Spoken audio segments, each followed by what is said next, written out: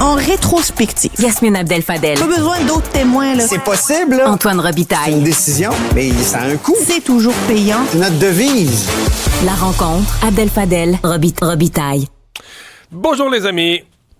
Bonjour Mario. Bonjour Antoine. Yasmine, clairement, là, M.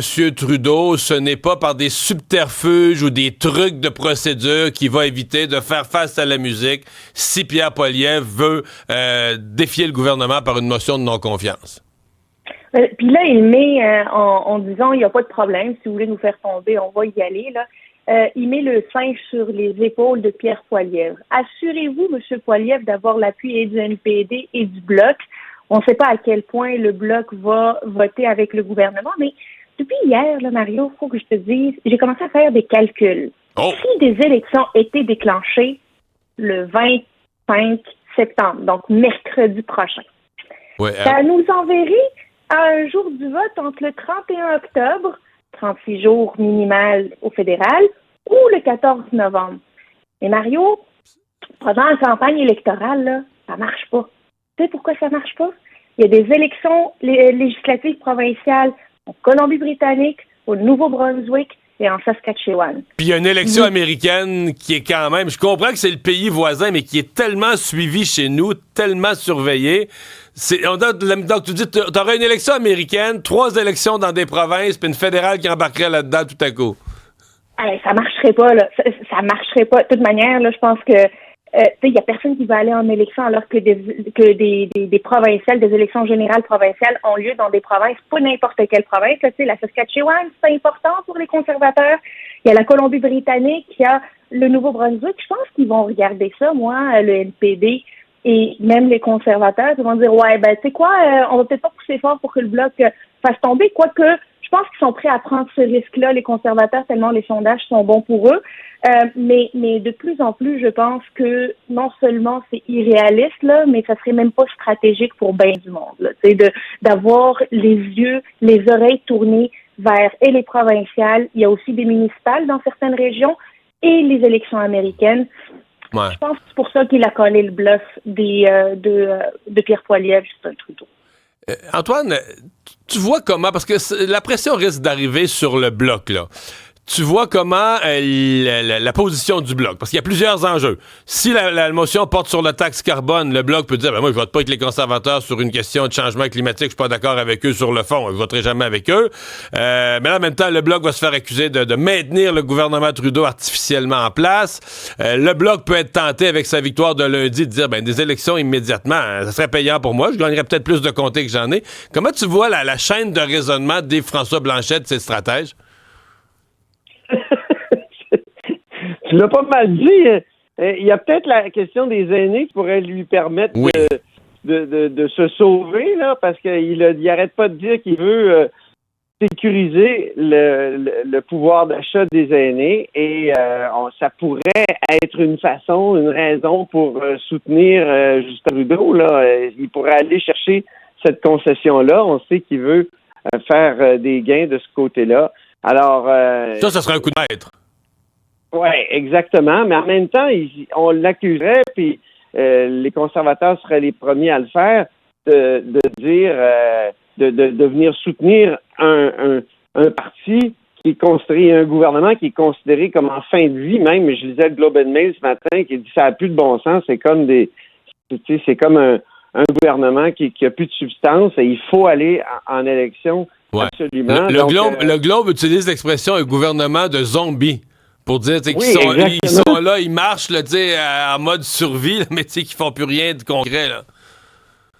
Et la coïncidence d'élections dans les provinces, là, en Colombie-Britannique, au Nouveau-Brunswick, en Saskatchewan, ça n'a pas l'air à déranger Pierre Poilievre, je trouve, jusqu'à maintenant.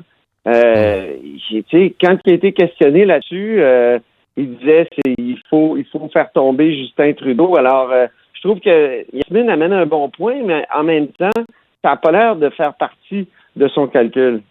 Yasmine, bon, là, tout va bien pour Pierre Poilievre, mais tu sais, en politique, tu as des séquences, ça se met à bien aller, ça n'arrête plus de bien aller, les sondages sont bons, le suivant est encore meilleur. Si ça échoue, Bon, Pierre Poilievre, lui, va dire que c'est de la faute du Bloc, exemple, qui a supporté le gouvernement, c'était écœurant, mais est-ce que ça pourrait quand même casser son momentum? Parfois, en politique, on oublie qu'un échec, c'est un échec. Là, tu t'essayes de faire quelque chose, ça marche pas, puis le public regarde ça des fois très simplement. Puis est-ce que ça pourrait devenir, comme pour Pierre Poilievre, une tentative ratée, au moment où il a voulu renverser le gouvernement et il s'est cassé la gueule, il n'a pas réussi? Est-ce que ça pourrait briser son momentum?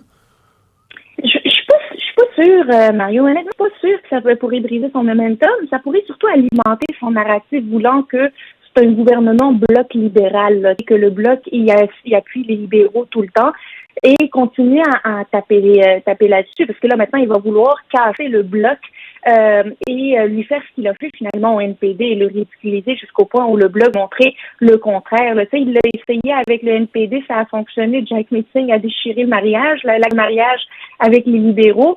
Est-ce qu'il pourrait tenter de faire ça avec le bloc?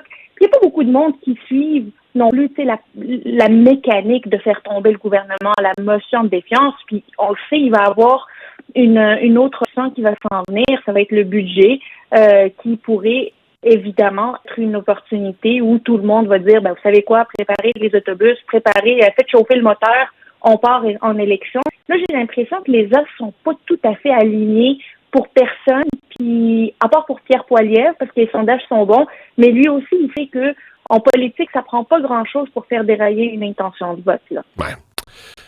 Peut-être une petite nouvelle sur... Oui? Sur Pablo Rodriguez. Moi, il y a des sources qui disent que ça serait demain que ça se passerait. Ah! Mais bon. Déjà?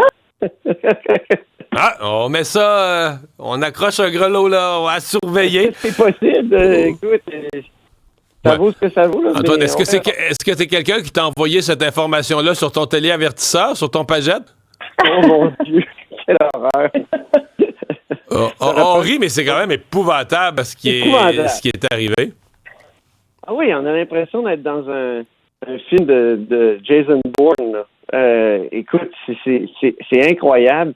Et ça, évidemment, partout dans le monde, il y a des commentaires. Mais ce que j'ai trouvé intéressant, c'est sur le réseau LinkedIn, il y a une députée de la coalition Avenir Québec, Alice Abou-Khalil, qui est députée de Fabre et qui est adjointe parlementaire du ministre de la Cybersécurité et du Numérique, Éric Kerr, qui a émis un commentaire, qui a écrit un commentaire, on peut écrire sur LinkedIn, et elle dit, d'abord elle étonne, elle dit qu'est-ce qui pourrait provoquer l'éclatement d'un téléavertisseur en dehors des raisons courantes telles une panne de batterie, des raccourcis électriques ou des dommages physiques. Là, elle se pose la question, est-ce que c'est pas une attaque par surcharge de signal? Bon, elle émet l'hypothèse d'une attaque via des chaînes d'approvisionnement, mais là, c'est intéressant, elle dit, cet attentat-là, l'exploitation des vulnérabilités dans les technologies aussi courantes que les beepers pourrait mener à une attaque destructrice, montre à quel point nos infrastructures civiles sont exposées. Et ça franchit un seuil moral alarmant. Il devient crucial de repenser la sécurité des objets connectés tout en renforçant les cadres éthiques pour anticiper et contrer ces nouvelles formes de menaces. Alors, Alice Abou-Khalil, c'est une femme intéressante. Là. Dans la section formation de son curriculum vitae, il y a 13 éléments, dont beaucoup de certificats en réseau informatique. C'est une ancienne auditrice en cybersécurité du mouvement Desjardins. Puis elle a même un certificat là qu'elle aurait fait, je sais pas, en ligne, je pense, à l'Université Harvard, mais c'est une impatiente. Elle aurait voulu être au Conseil des ministres. Moi, j'ai parlé d'elle récemment dans une chronique. Et même Éric Duhaime rôde autour. Il a déjà mentionné dans un texte.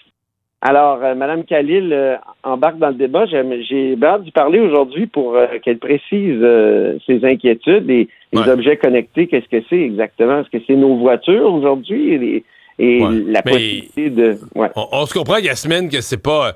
Dans ce cas-ci, c'est pas un objet au hasard. Là. C'est une opération du Mossad très, très pointue. Et qui en a surpris plus d'un. Là, on a eu les images des personnes dans le marché, au supermarché, où les explosions ont eu lieu. C'est assez c'est assez inquiétant. Il y a même un enfant qui est mort hier suite à cette explosion-là, parce que, tu sais, oui, tu peux faire sauter les Paget, t'as pas la garantie que c'est la personne du Hezbollah qui l'a entre les mains puis qui l'a à côté, puis ça peut faire des dommages plus que pour le militant du Hezbollah. Et c'est là où on se pose la question à quel point c'est moral, à quel point c'est éthique de faire ce genre d'attaque simultanée partout non contrôlée. Là, c'est pas une cible qu'on a suivie pendant bien du temps puis qu'on a décidé d'abattre parce qu'elle représentait, on a la garantie qu'elle représentait une menace pour notre existence, pour notre sécurité nationale. Je pense quand même que les réactions sont assez molles quant à cette attaque en règle contre le Hezbollah, mais qui a fait aussi d'autres personnes, des blessés et des morts qui n'ont rien à voir avec le Hezbollah. Moi, ce que je trouve intéressant chez Mme Abou Khalil, c'est que je pense qu'elle est libanaise et spécialiste en cybersécurité.